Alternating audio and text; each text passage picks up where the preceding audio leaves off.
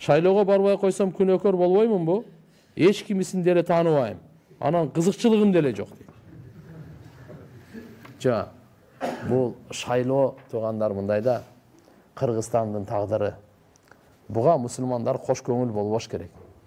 Албетте, ошол арасынан татыктуу болбосо дагы арасынан жакшырагы болот баарыбир. Эртеби кечпи баарыбыз бирөөнү көрсөтүп баарыбир келет да, сен каалайсыңбы, каалабайсыңбы.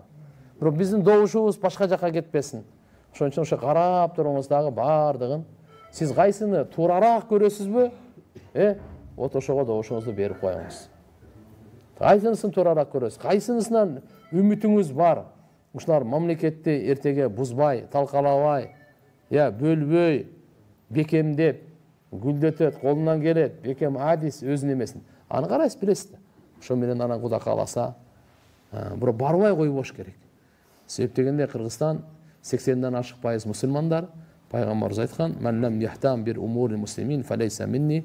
Мусулмандардын ишине кош көңүл болгон, ал бизден эмес деген. Бул чоң нерсе бул.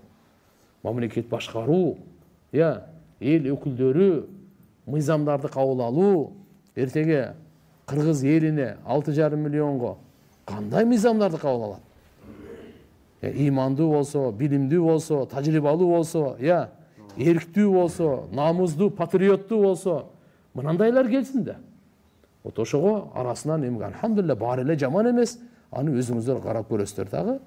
Кудай кааласа иншалла, бирок барыш керек. Дуа да кылыш керек, барыш керек да.